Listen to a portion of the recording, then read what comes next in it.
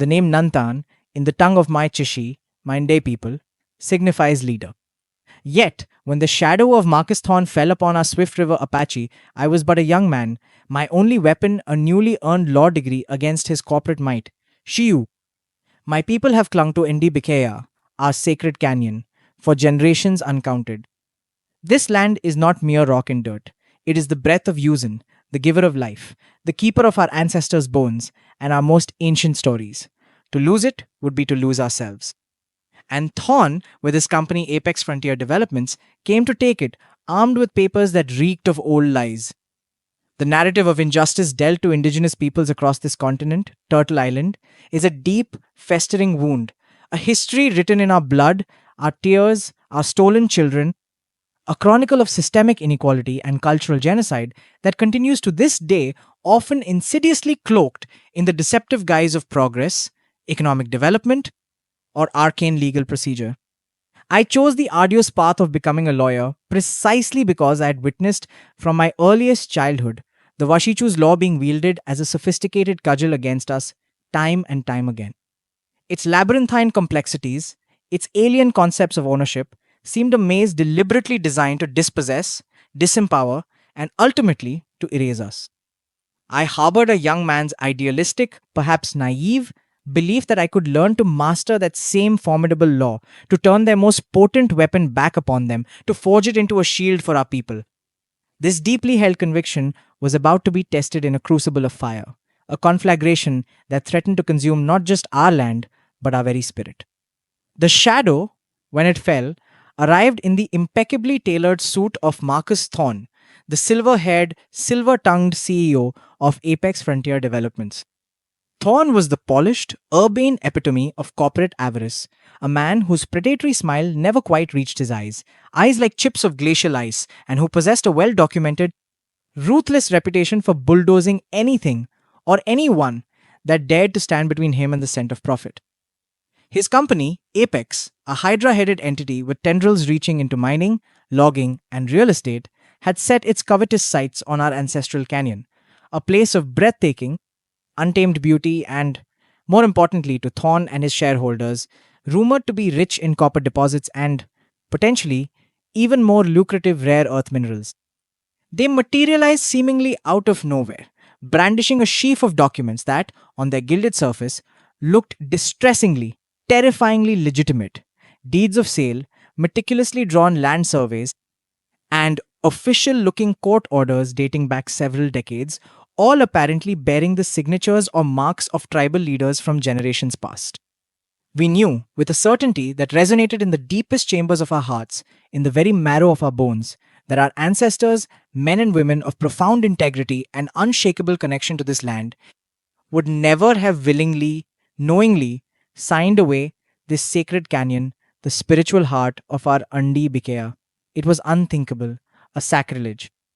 But the Washichu's courts, as we had learned through bitter experience, dealt in paper, in notarized signatures, in the cold letter of their law, not in spiritual conviction, ancient oral tradition, or the sanctity of ancestral bonds. The battle commenced, a grossly unequal contest, a small, under-resourced, geographically isolated Apache band against the colossal financial might, the political influence, and the formidable legal firepower of Apex Frontier Developments. Our tribal elders, their faces etched with the wisdom of ages and the heavy lines of worry, looked to me, their young, university-educated Nantan, their fledgling lawyer, with a poignant mixture of desperate hope and understandable trepidation. The weight of their collective expectations, the very survival of our people as a distinct cultural entity tied to this specific land, pressed down on me with an almost physical force, threatening to crush my spirit before the fight had truly begun. The initial court skirmishes were nothing short of brutal, a systematic dismantling of our defenses. Apex's legal team, a high-priced, merciless squadron of corporate litigators flown in from a prestigious, glass-towered city firm, were relentless, their tactics designed to intimidate and overwhelm. They skillfully painted us in the media and before the court as recalcitrant squatters, as unreasonable obstacles to vital economic progress, as sentimental anachronisms clinging irrationally to a romanticized past that was, in their coldly pragmatic view, utterly irrelevant in the face of modern development.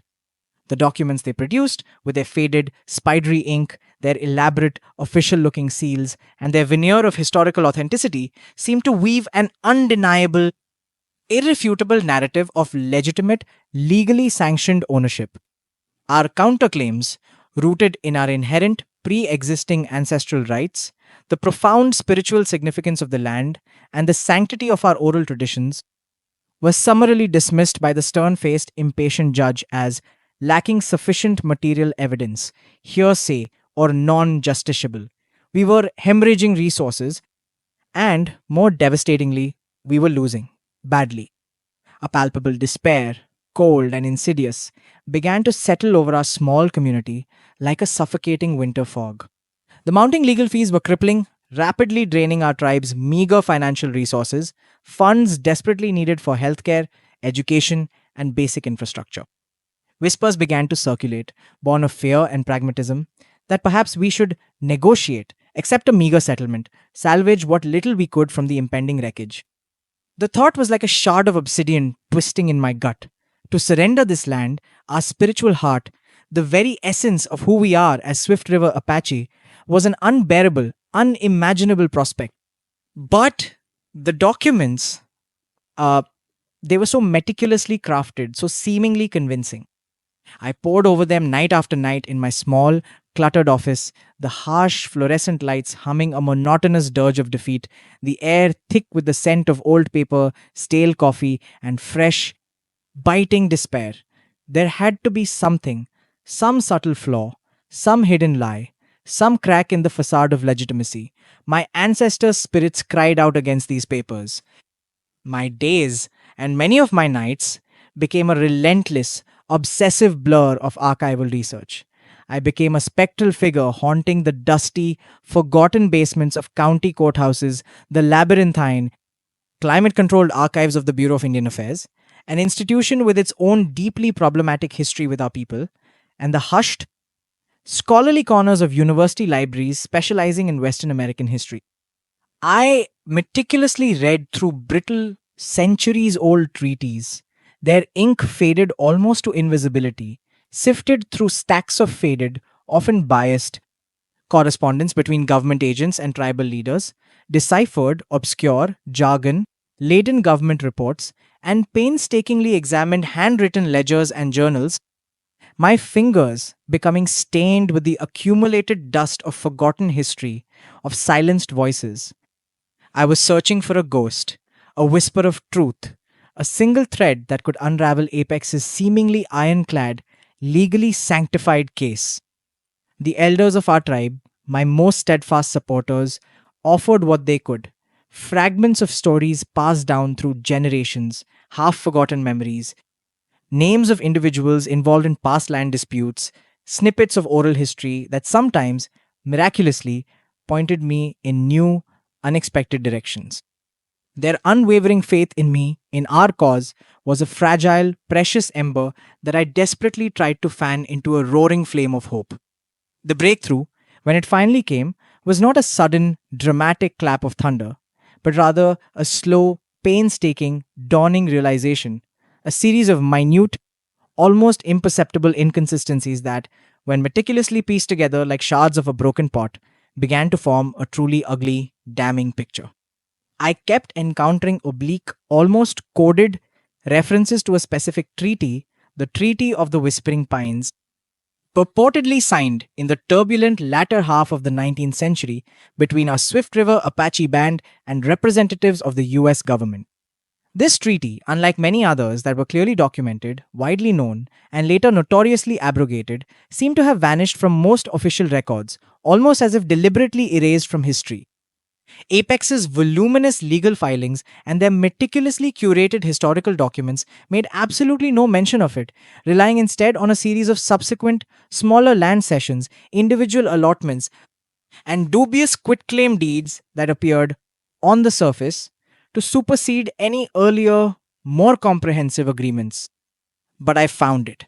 After weeks of chasing down obscure footnotes and pursuing hunches based on elder stories, I found it tucked away in a mislabeled, unassuming archival box in the deepest, most neglected recesses of a federal archive in Washington, D.C., A place so remote and disorganized that few researchers ever bothered to venture there, was a fragile, yellowed, but miraculously preserved copy of the Treaty of the Whispering Pines. Its language, though archaic, was unequivocally clear. It solemnly guaranteed the Swift River Apache inalienable, sovereign rights to the sacred canyon and its surrounding ancestral lands. For as long as the grasses shall grow, the rivers shall flow, and the sun shall shine, in exchange for lasting peace and safe passage for settlers through other designated territories. This treaty, authenticated by its period specific paper, ink, and the official seals it bore, predated all the land transfer documents Thorn and Apex were using as the foundation of their claim.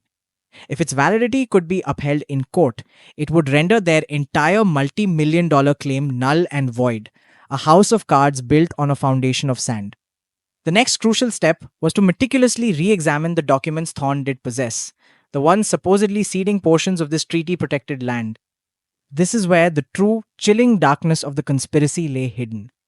Many of these critical land transfer documents bore the crude X marks of Apache leaders who, according to our own tribal records and corroborating historical accounts, were known to have been literate, at least to some degree, in English and often Spanish, proud men who typically signed their names with a distinctive flourish on other contemporary documents, letters, and petitions.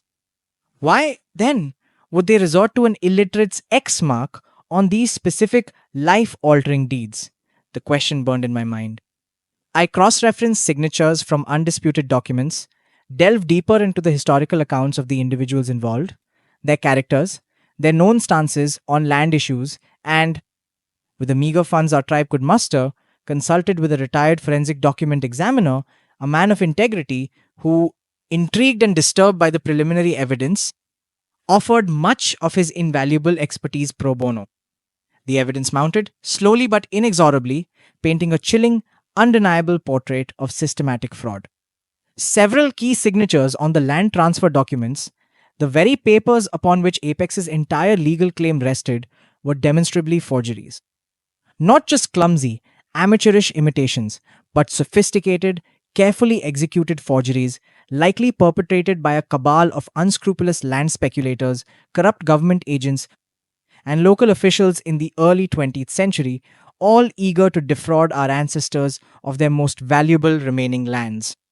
Some signatories on these deeds were found through meticulous genealogical research and cross referencing with census records and mission archives to have been deceased, their spirits already walking the path of the stars at the time the documents were supposedly executed.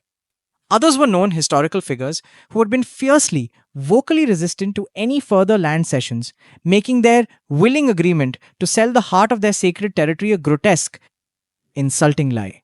We unearthed faded records of intimidation, coercion, our ancestors being plied with alcohol until they were insensible, or being threatened with violence or the withholding of desperately needed government rations until they agreed to terms they barely understood, if at all. Their X marks, often witnessed by individuals who had clear, vested financial interests in the fraudulent land grab.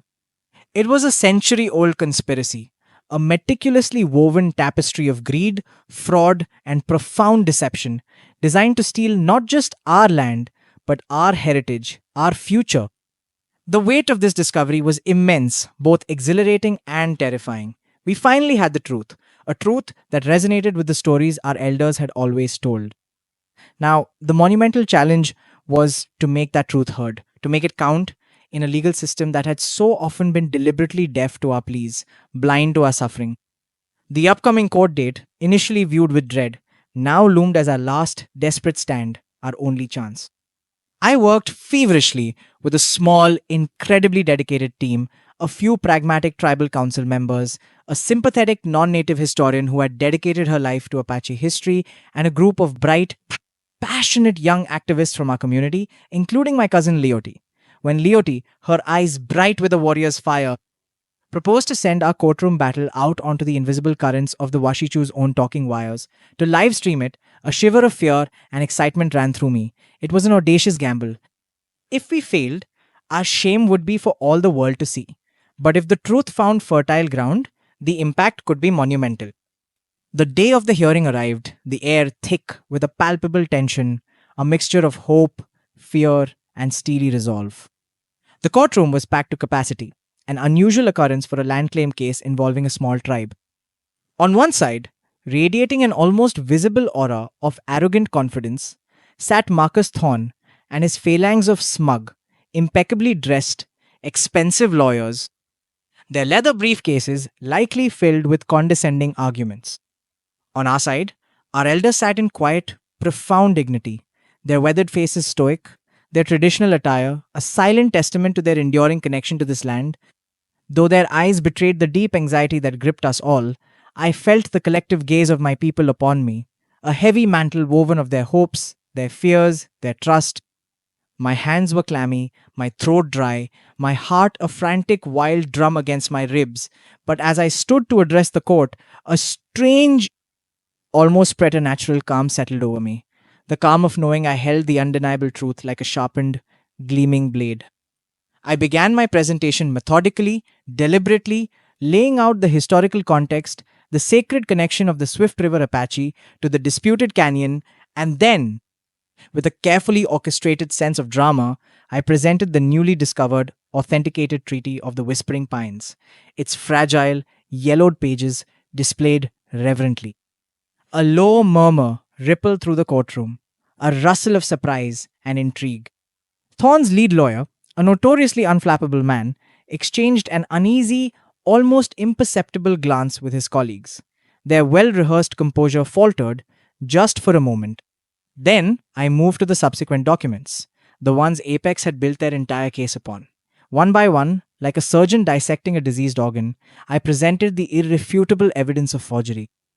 Enlarged, high resolution images of the disputed signatures were displayed on a large screen for the entire court, and for the thousands watching through Leoti's live feed to see the telltale signs of tracing, the unnatural pen lifts, the hesitant, uncharacteristic strokes, the glaring inconsistencies when compared to known, authentic signatures. I presented the sworn videotape testimony from the forensic document examiners, their expert opinions clear, concise, and damning. I showed meticulously researched historical records, census data, mission records, personal letters, proving conclusively that key signatories were either deceased or known to be fiercely opposed to selling the land at the time they supposedly signed the fraudulent deeds. The narrative of Apex's legitimate ownership began to unravel, thread by painstaking thread. The emotional climax of my presentation came when I addressed a specific, particularly egregious document, a crucial deed that purported to transfer ownership of the very heart of our most sacred canyon, the location of our ancient ceremonial sites. This document, Your Honor, I declared, my voice ringing with a conviction that surprised even myself, a conviction born of generations of injustice, purports to bear the signature mark of Chief Eskiminzin, a revered and respected leader of our people, a man known for his wisdom and his fierce protection of our lands. Yet, Your Honor, historical records, including numerous letters written in his own distinct hand, which we have submitted as evidence, prove unequivocally that Chief Eskiminzin was not only literate in both English and Spanish, but was also a staunch vocal opponent of any further land cessions to the Washichu. Furthermore, I paused, letting the silence in the courtroom hang heavy, charged with anticipation. At the date this fraudulent document was allegedly signed, Chief Eskiminzin had been deceased for over a year, his spirit already walking the sacred path of the stars, reunited with our ancestors. This is not a deed of sale, Your Honor. It is a ghost document. It is a brazen fraud. It is a shameful, damning testament to a century of calculated deception and the theft of our most precious heritage. A collective gasp, sharp and audible, rippled through the courtroom. Marcus Thorne's face, usually a carefully controlled mask of arrogant composure, turned a mottled shade of crimson, then a ghastly pale. His lawyers were scrambling, whispering furiously amongst themselves, their expensive suits suddenly looking ill-fitting, their confidence visibly evaporating like mist in the morning sun. Leotie later told me, her voice thick with triumphant tears, that as I spoke, our story, our truth, was catching fire across the world. From far-off cities and lands we'd only dreamed of, voices rose in outrage against Thorne in support of our Indie people. They echoed our call for justice, for our land to be returned, for the courts to finally see the truth. It became a great wave, she said, a digital river of support washing over the indifference that had protected men like Thorn for too long. The judge, a man I had initially pegged as potentially unsympathetic, perhaps even biased, leaned forward, his expression unreadable but his attention absolute, his gaze fixed on the evidence being presented. He meticulously examined the authenticated treaty, the forged documents, listened intently to the cross examinations where Apex's once arrogant lawyers fumbled, blustered, and failed to refute the overwhelming weight of historical fact and forensic science. Their carefully constructed case was crumbling into dust before the eyes of the world. The ruling, when it came a few agonizing days later, after the judge had thoroughly reviewed all voluminous submissions and expert testimonies, was a thunderclap of justice, a decision that resonated far beyond the confines of that courtroom. The court found overwhelming and irrefutable evidence of historical fraud, misrepresentation, and egregious deception on the part of those who had created the documents upon which Apex Frontier Developments based its claim. The Treaty of the Whispering Pines, our sacred covenant, was upheld as valid and binding. Apex Frontier Development's claims were summarily nullified, declared void ab initio. Our land, our sacred canyon, the heart of our Andibikea, was ours, its sanctity reaffirmed not just by our ancient, unbroken connection, but by the very laws of the Washichu that had so often been twisted and used against us. The aftermath was a whirlwind of disbelief, elation, and profound gratitude. The live stream had indeed done its work, reaching millions globally, igniting a firestorm of media coverage. The story of the small Apache tribe that took on a corporate giant and won through the discovery of a century-old fraud captured the public imagination. Marcus Thorne and Apex Frontier Developments faced a public relations cataclysm of epic proportions. Their stock plummeted, shareholder lawsuits were filed, federal and state investigations were launched into their past land dealings across multiple states, uncovering a pattern of questionable acquisitions and unethical practices. Thorne himself eventually faced federal indictments for fraud and conspiracy related to other land deals, his carefully constructed empire of greed, built on a foundation of lies and exploitation, beginning to crumble into ignominious ruin. That, for many of us, felt like a profound form of justice, a retribution, not of violence or vengeance, but of exposure, of accountability, of truth brought to light. His reputation was in tatters, his name a byword for corporate malfeasance, and the arrogant exploitation of vulnerable communities. In our Swift River Apache community, there was an outpouring of emotion unlike anything I had ever witnessed.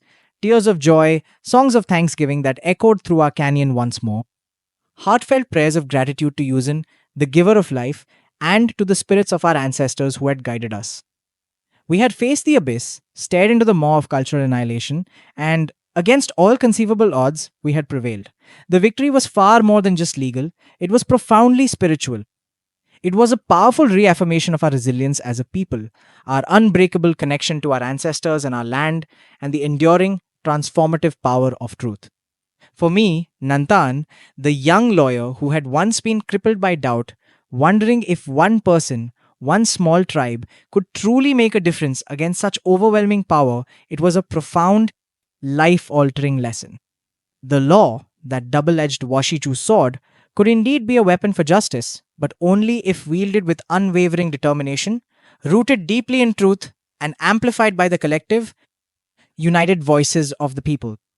The long, arduous fight for indigenous rights, for the return of stolen lands, for the respect of our sovereignty, is far from over. The deep scars of historical injustice continue to bleed, and new threats, new forms of exploitation emerge with every sunrise. But that day, in that courtroom, with the unexpectedly watchful eyes of the world upon us, we, the Swift River Apache, the ND, showed that even a small tribe, armed with the unshakable truth of their history and the courage of their convictions, could face down a modern day Goliath and reclaim what is sacred, what is rightfully ours. Our ancestral land remains ours, its canyons echoing not with the destructive sounds of Thorn's mining machinery, but with the joyful songs of our children, the ancient chants of our ceremonies, and the eternal whispers of our ancestors, a living, breathing testament to a battle hard fought, a truth unearthed, and a victory dearly, profoundly won. And that victory, I pray with all my heart, will light the path and strengthen the resolve of other indigenous nations still walking the long, challenging, but ultimately hopeful road to justice and self determination. Shigojo. It is good